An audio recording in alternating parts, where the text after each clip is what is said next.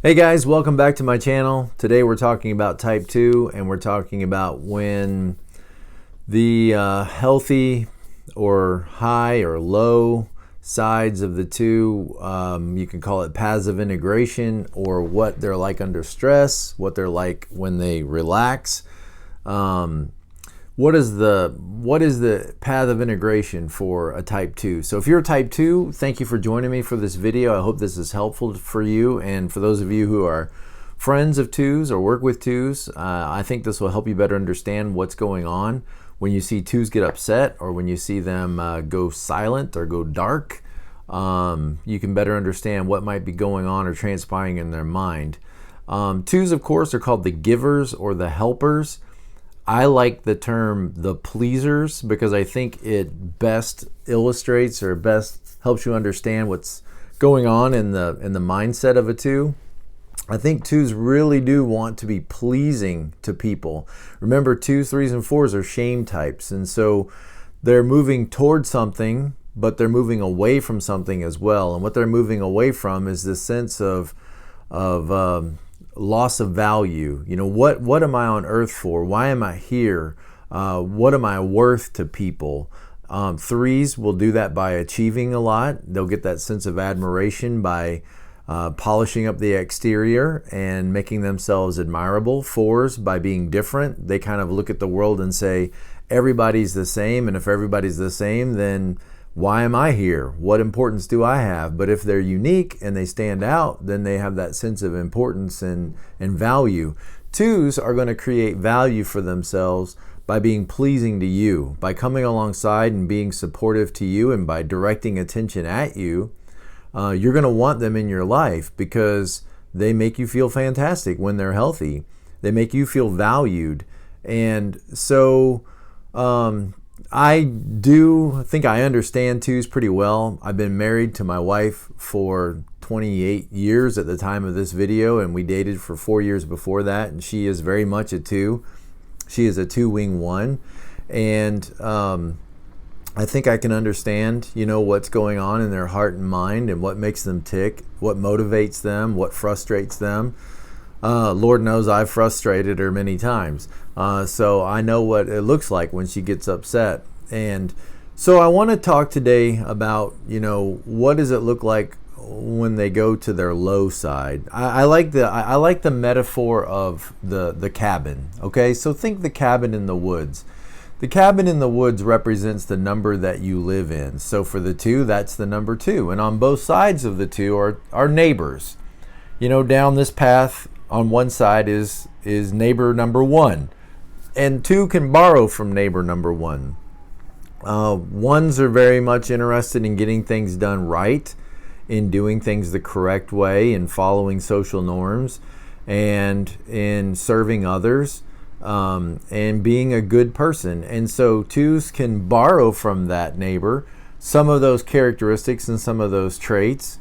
And then the neighbor down the other path is neighbor number 3. And the 3 is very interested in being admired, being a professional, accomplishing great goals, getting ahead and proving themselves and overcoming obstacles and overcoming challenges and looking great doing it and fitting in and being, the best, most desirable they can be. And 2s can borrow those characteristics as well. But 2s definitely live in their own cabin.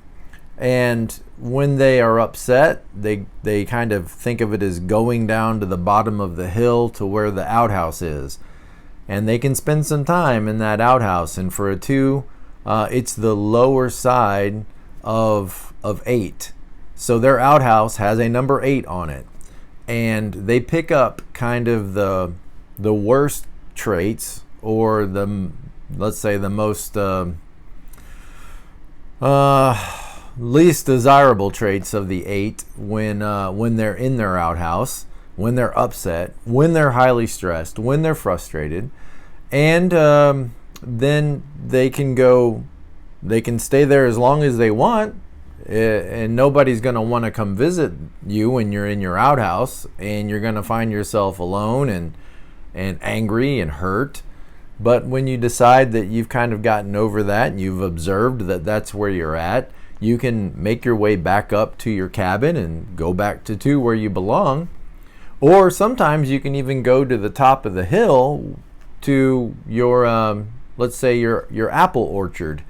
Your fruit trees are up at the top of the hill, and for a 2, that's the best characteristics, or some of the best characteristics of type 4.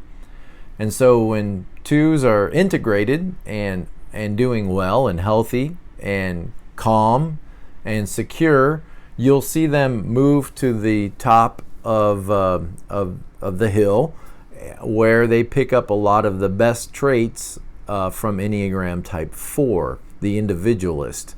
Remember, 8 is the challenger, so they get very challenged and challenging when they are not doing well, and they become more individualistic in a positive sense when they're doing well. And we'll talk about each of these in more detail here. So what's it look like when 2s, of course, when 2s go to the outhouse? Well, 2s, of course, let's remember that they are a type that wants to be supportive, that wants to be helpful, that finds their value in being valuable to you and being pleasing to you. And so there's certain things that if you're going to be a pleasing person and you're going to, be that perfect companion, there's certain things that you're going to dial down, right, in your personality. Like you're going to want to dial down conflict. If you want to be a pleasing person, then you're going to probably try to avoid conflict. You're going to avoid disappointing people. You're not going to want to be disappointing to people. You're going to avoid, anything that is going to make you look bad. Like you're going to pay careful attention to what's expected of you, to follow social norms, and to look pleasing. You're not going to like it when people are bullies or when people are immature, because those things are not pleasing. And your radar is up to look for those who have needs that you can support, but is also looking for what might cause embarrassment. Then I want to avoid that. Anything that's going to cause embarrassment or going to be shameful or humiliating, 2s are on the alert for those things, and they immediately know that I shouldn't do this because that is not a good characteristic. That is not a pleasing characteristic, and so I want to avoid that. 2s, work really hard at being good people, work really hard at being lovable, at being kind, being generous and helpful, and all those characteristics that make them so attractive. By turning the spotlight on you and making you feel special, they then become desirable and special themselves. Okay, so when 2s are under stress, when they're not doing well, okay, when they're overwhelmed, when they're frustrated, what's that going to look like? Well, 2s will finally get angry, and you'll start to see there's some cracks in that nice, overly kind, sentimental, you're going to see that there's some cracks in that personality when they get hurt. And often they get hurt because they've been doing so much for other people, and other people just come to expect that from them. So maybe people around them are not as appreciative as they should be, or become critical. And 2s are very sensitive to criticism, because their whole goal is to be pleasing and to not be a disappointment. And when you start criticizing and nitpicking and pointing out what they could do better and why they didn't measure up, it's going to be very hurtful. And 2's natural reaction is to be hurt and to be frustrated and to feel like they've let you down. And if I've let you down, then there's some major problems for them. When 2s feel like they're taking care of everybody else and nobody's really paying attention to them or taking care of them, they could be upset by that, as one might expect. They might be upset by that. Now, it's not always conscious for the two that they're doing so much for others with the anticipation that others will then, respond appropriately. That may not be a conscious thought. They may just think, no, I want to help because I need to help. I want to help because they need help.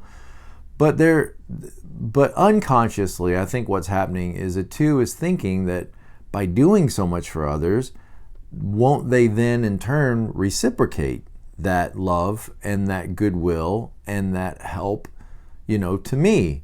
Won't they include me? And when twos feel like they're being unincluded, it's going to be very hurtful to them. Experience can be bitter and can be a bitter teacher. And one of the things that experience teaches twos is even though they give and serve and help others, they're not always going to be appreciated and included and cared to the level that their efforts would indicate that they should be. And again, I said like cracks will start to appear in that friendly facade that the two has.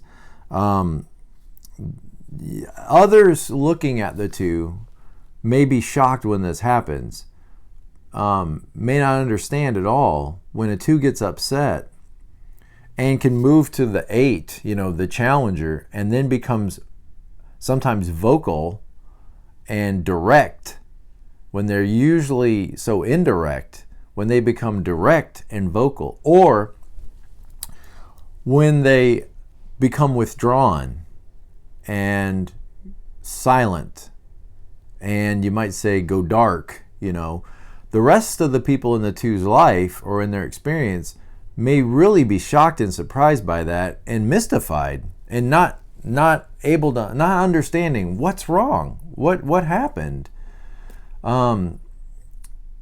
because it's not the way we typically see you. And what can happen over time is, when twos jump in and serve, and when twos step in and help, it starts to become your identity in the minds of the rest of the people in your life. They just start to think, well, Mary will always come in, and Mary will always, clean up after the rest of us, and it looks like she likes to, like she's enjoying it, like she finds that that's her place in life, is to come in behind all of us rugrats, and clean up after it.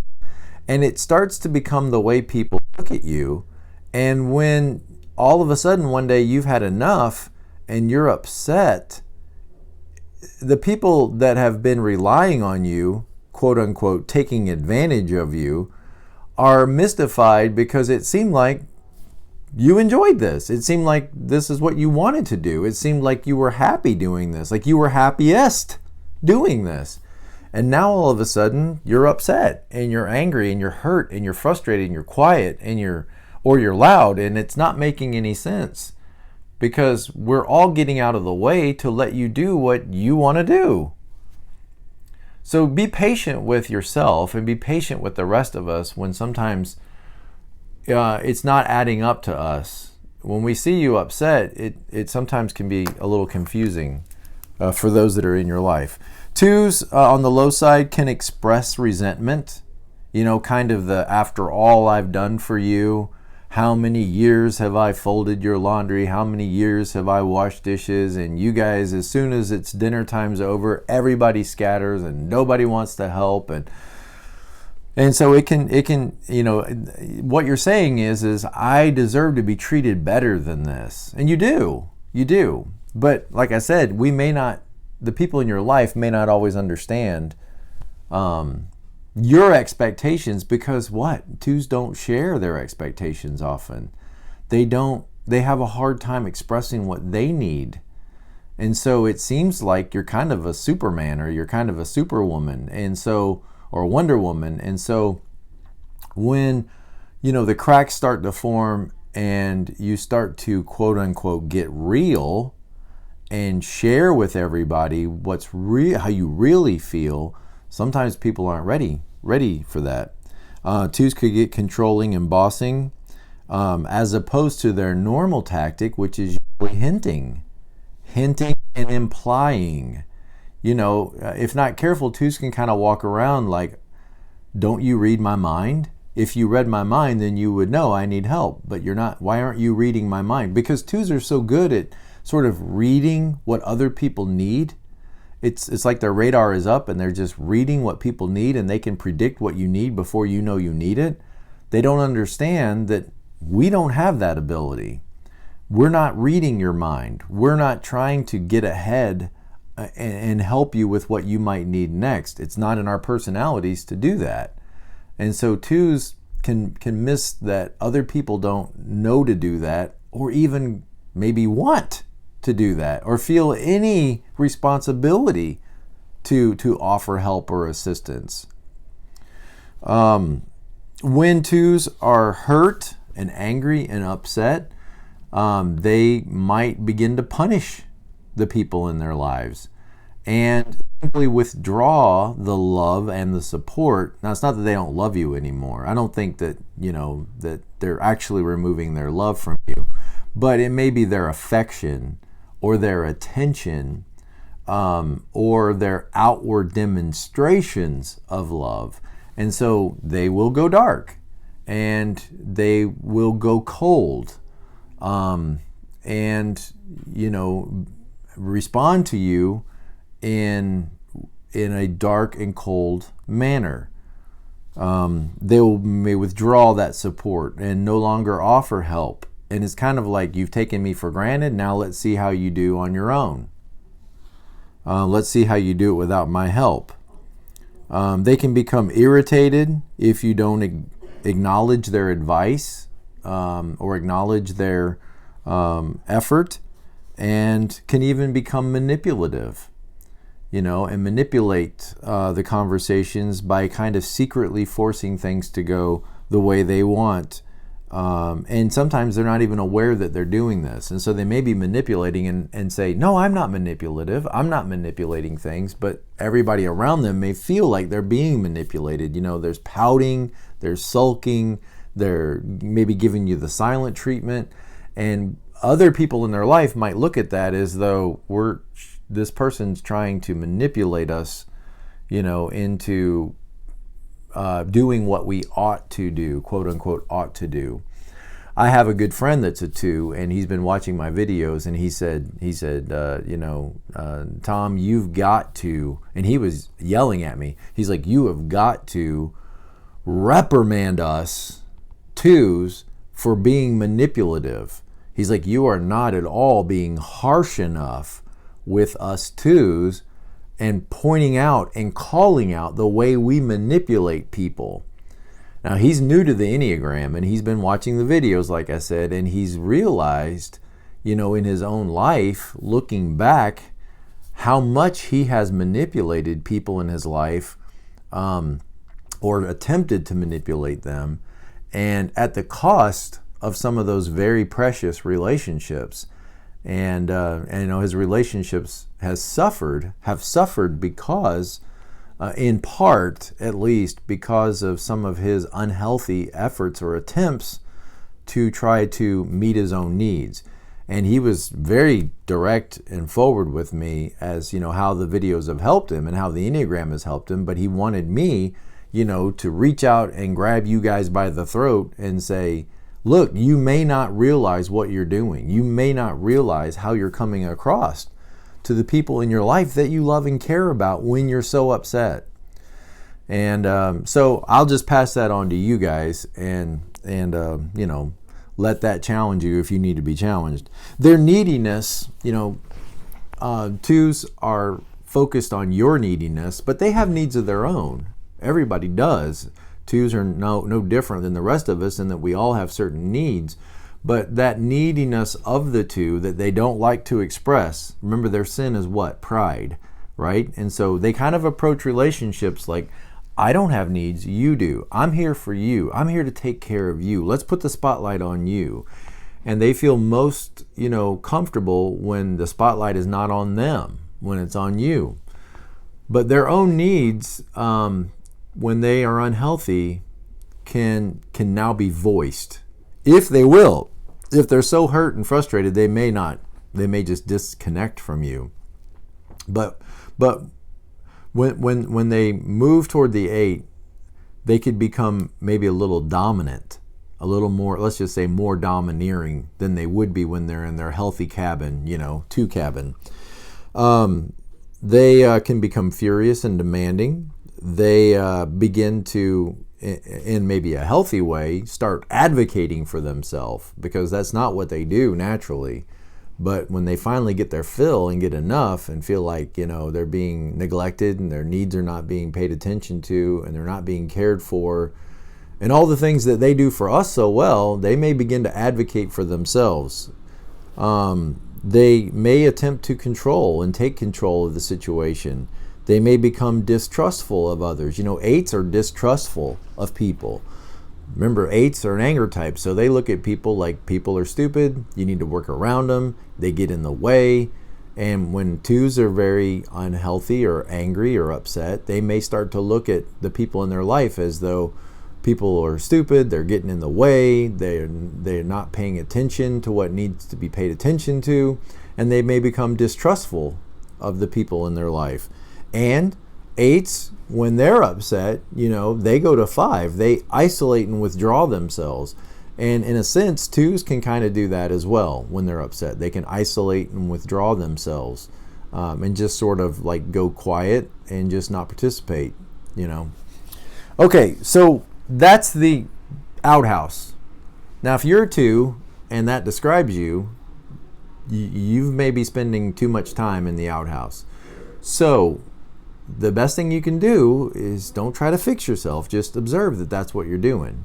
And then ask yourself, do I think I'm going to get better sitting here in this outhouse? You can relieve yourself and let some things go, but do you really want to live in the outhouse? No, you don't. So you can make your path back up to your cabin. You can make your journey back up, but you got to do some intention. You got to decide that I don't want to live in this outhouse any longer. I'm going to make my way back up to my home, and I'm going to live in my cabin. I'm not going to live in the outhouse, and I'm going to have to forgive and let some things go, and I'm going to have to look people in the eyes and tell them I'm upset, and that's going to be more displeasing to people. But you're going to have to look them in the eyes, and you're going to have those difficult conversations, and you can do it.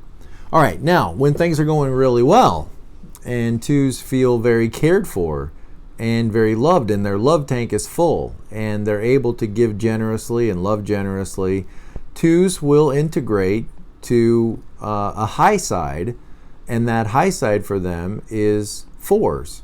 Is to their orchard, their fruit trees up at the top of the hill are the best parts of type 4. And type 4 is called the Individualist, right? What does the Individualist care about? The Individualist cares about being true to themselves, about being their own person, about listening to their inner voice, their inner guidance, and doing what feels right or what seems right to their inner guidance system, okay? So a 2, when they're very healthy, will start to listen to their own voice instead of just saying, what do others need me to be? How can I be pleasing to others? How can I be, tasteful? The 2 will start to ask themselves when they're healthy, what do I want? What do I like? What kind of music do I like? What TV shows do I want to watch? What kind of food do I want to eat? What do I want to do with my free time or my Saturday? Not just I'm here to support everybody else, but I have my own wants and needs, and I'm going to explore what those wants and needs are, and I'm going to make them known. And I'm not afraid to differentiate myself, which 4s will differentiate themselves. The 2, when they're healthy, says it's okay for me to differentiate myself from all the people that I love. I can be my own person, and I can have my own wants and dreams and hopes in life and my own preferences, and that's okay. It's okay for me to be my own person and to, like things that I like, and I'm not displeasing to others simply because I like what I like. On the high side, type 2 leaders do the work of becoming more self-aware, more self-conscious. and more diplomatic, generous, supportive, without expecting everything in return or anything in return. They're just doing it because they're full, they're happy, they're content. And so when twos are happy and content, they want to take care of others.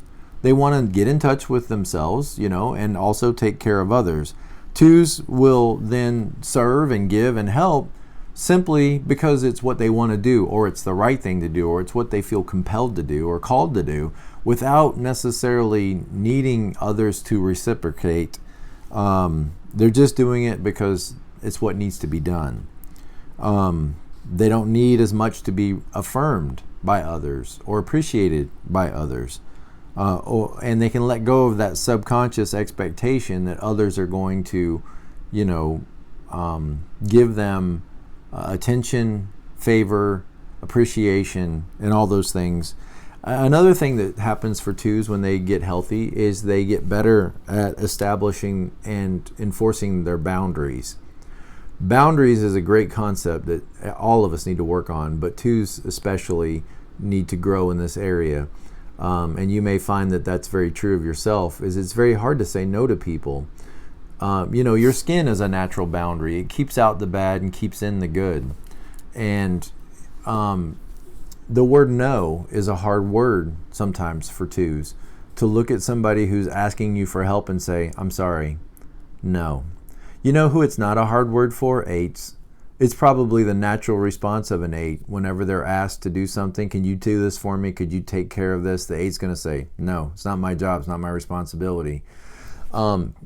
So that's one of the parts of an 8 that might be beneficial for you would be beneficial for you to incorporate over, go down to the outhouse. And that may be something a lesson you want to learn down there, and bring it back with you to your cabin. That it's okay for you to look at all of your neighbors and all of your community and say, no, I'm not going to do that, or no, I don't have time. And there's nice ways to say no. There's a lot of nice ways to say no, because I know twos want to be nice. So you might say something like this: look, I'd love to help, but as it is, my plate is full. And then practice the broken record technique. The broken record technique is, don't get into a conversation with people about everything they're asking you to do and be and help them with. Just continue repeating the same statement over and over until the person realizes they're not getting through. So the conversation may go something like this: hey, Sam, I really need your help on this project. You always come through for me. I always know I can depend on you. And Sam can respond, look, Frank, I really appreciate your confidence in me, and I'd love to be able to help, but this time I'm sorry, I'm not going to be able to. My plate is already full, and there's nothing else I can give up. I'm really sorry.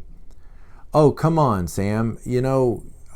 How many times have you helped me in the past? And you remember when I helped? Frank, again, I'd really love to. I wish I could help, but I'm sorry, my plate is full. And just keep repeating that over and over until, Sam gets the idea, or whoever I was talking about, Frank, gets the idea that it's just not going to happen this time.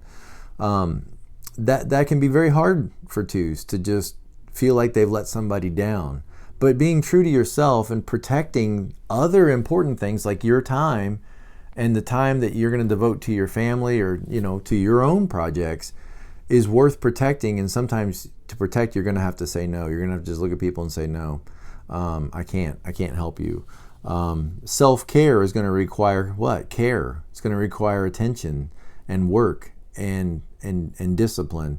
And it's going to require you at times to say no to people that you feel compelled to help, but you just don't have the resources always to help everybody that you'd like to help. So when twos are getting healthy, they quit abandoning themselves for everybody else. They can create rapport with people without going overboard and without losing themselves in creating rapport with people. And when they're healthy, they realize, I don't have to connect with everybody. That I don't have to impulse connect with people. I can just walk by somebody, even somebody in need, and just say, hello, how are you doing today? And leave it at that. I don't have to, stop and ask that follow-up question, are you okay? Do you have a ride home? Is somebody coming to get you? You may just start to go, you know what, that's not my responsibility. If that person has a need, they can come and ask me, and I can make a decision, but I don't need to rescue. And that's a hard thing for twos, because twos kind of feel like they're on earth to rescue people. And when they're healthy, they can walk past and say, I can't rescue everybody.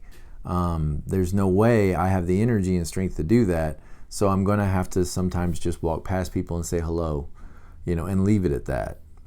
And I think fours could do that. I know eights can. I think fours can do that. Fours are not going to necessarily feel compelled to help people. Not that fours aren't helpful, but I'm just saying that there's a difference there between fours and twos. And when twos are really healthy, when they give, they're given from the heart. They're given because they want to give, not because they need you to like them or love them or appreciate them, but they're so full of self-care and so full of love in themselves that they're able to give and truly give in the best sense of that word, in the most altruistic sense of that word, with no strings attached. So when twos move to four, they become more creative, more artistic, because they're listening to their inner voice rather than just what do people need and trying to meet everybody's needs. They become more individualistic, able to differentiate themselves from others and say, here's where I start and here's where you begin. Boundaries. They're recognizing those boundaries in relationships. They're not overstepping those boundaries and trying to rescue and horning in where they don't belong, always for a good motivation or a good purpose, I know, but it's still horning in. They learn to say no. They accept their own loneliness. And they say, I don't have to connect with everybody. It's okay for me to be alone for a minute. It's okay for me and it would really be good for twos to get alone and to isolate themselves for a little bit and just ask some tough questions like, am I okay if there's nobody here to support, that I can support or they can support me? And you'll find you are okay. You are okay by yourself. You are okay on your own. That you can be full even without, taking care of others or others taking care of you. It's very hard because twos are the relationship type. They're probably the most relational of all the types on the Enneagram. If you can get yourself away in isolation for a little bit, maybe sit out on the front porch and look out over the field and say, I'm okay. Even if everybody that I love and cared for, if I had to, move to the other side of the planet and I could never see them anymore, I'd be okay. I could survive. I would be able to breathe. I would be able to live. And I wouldn't die just because I'm lonely. And then when you tap into that sense of fullness that's within you, okay, or that fullness as a Christian pastor, or the fullness that comes from God, but that fullness that's already there, then look, you can give out of that fullness. When you give out of emptiness, you're always looking for something in return. Okay, let that sink in. When you give out of emptiness, it's always reciprocating. It's always looking for something in return. But when you give out of fullness, you don't need anything. You're given because you have way too much. And so you're just given because you want to give. You're given because you love. Not to get love, but to give love. So I hope this is helpful for you. For twos, I want to tell you, be present to life.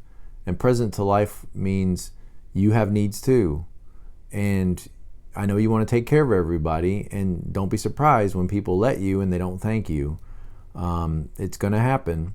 And when it does happen, don't be afraid to use words and create boundaries. And use words, I mean, just go to them and say, hey, look, I'm hurting. That's hard for twos to do because they want to be so pleasing and they don't want to displease or disappoint anybody. But the other people in your life are not going to understand why you're upset or hurt or angry unless you communicate.